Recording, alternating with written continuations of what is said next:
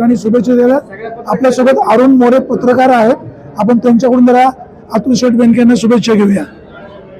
आज खरं तर अतुल शेठ बेनके यांनी जे आवाहन केलं होतं की बुके नको, बुक आणा बुक, तर आपण देखील त्यांच्या आव्हानाला प्रतिसाद देत त्यांना सचिन जाधव असतील किंवा अभिषेक वामन असतील, आम्ही सर्वांनी देखील त्यांना शालेय विद्यार्थ्यांसाठी देण्यासाठी बुक दिलेले आहे.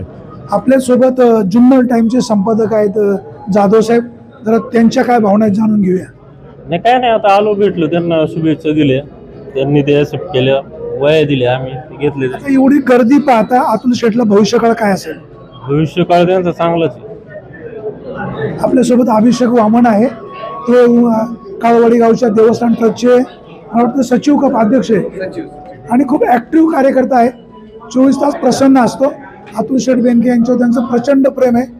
भाऊ, काय शुभेच्छा?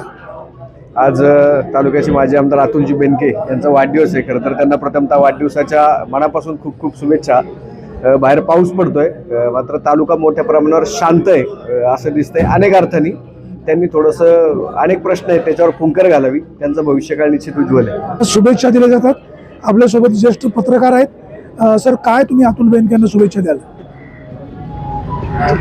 खरं तर आज या ठिकाणी माजी आमदार स्वर्गीय वल्लभशेठ बेनके यांचे चिरंजीव अतुल बेनके, खरं तर यांचा अभिष्ट चिंतन सोहळा या ठिकाणी साध्या पद्धतीने त्यांनी करण्याचा निर्णय घेत असतात.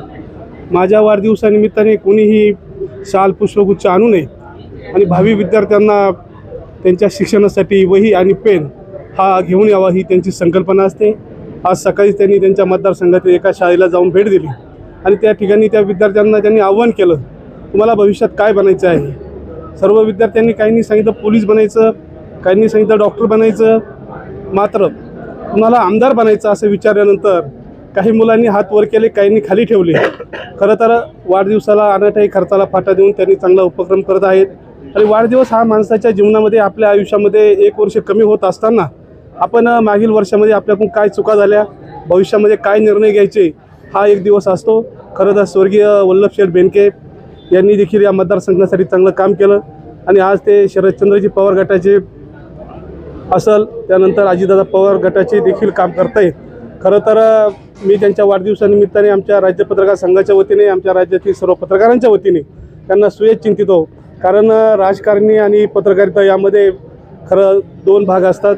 पत्रकारांनी एखाद्या लोकप्रतिनिधीला शुभेच्छा देणं म्हणजे त्याच्या कामाची पावती असते आणि ही पावती देण्याचं काम आम्ही राज्य पत्रकार संघाच्या वतीने करतोय. पुन्हा एकदा त्यांना त्यांच्या वाढदिवसानिमित्त शुभेच्छा.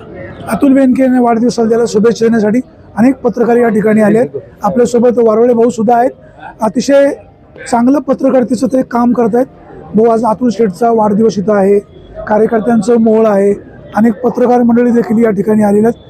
तुम्ही एक पत्रकार म्हणून अतुल शेठच्या कामाकडे कसं पाहता? खरं तर आज सर्वप्रथम त्यांनी कांदळी येथील जी जिल्हा परिषद मराठी शाळा आहे या ठिकाणी दप्तर आणि वह्यांचं वाटप केलं आणि त्यांनी अजितदादांच्या जे दुर्दैवी निधन झालं त्यामुळं त्यांनी पण आवाहन केलं होतं की शक्यतो शालेय उपयोगी वस्तू द्या. त्या पद्धतीने त्यांनी आज सकाळीच केलं. मी त्यांना सकाळी शुभेच्छा दिलेल्या आहेत. आज आमचे गावकरीचे संपादक विश्वासराव आरोटे आले तर त्यांच्याबरोबर मी पुन्हा एकदा आलो. तर तुमचा जो प्रश्न आहे की अतुल दादांच्या कामाकडे कसं बघतात, तर ते खरोखरच सर्वसामान्य कार्यकर्त्यांमध्ये मिळून मिसळून काम करणारा हा नेता आहे आणि नक्कीच आता मागच्या वेळेच्या ज्या काही चुका असतील त्या सुधारून ते पुढे जातील असं पाहूयात.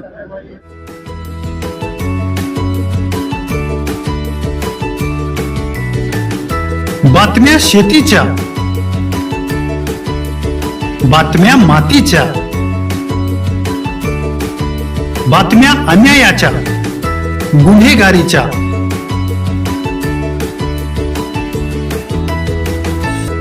राजकारणाच्या आणि समाजकारणाच्या,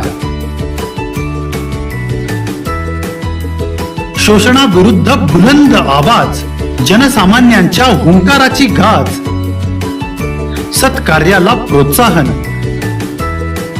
दुष्कृत्याला अनुशासन,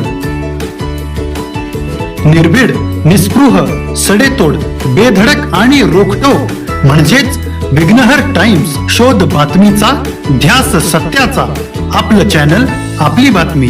सबस्क्राईब तर कराच, पण बेल आयकॉनवर क्लिक करायलाही विसरू नका.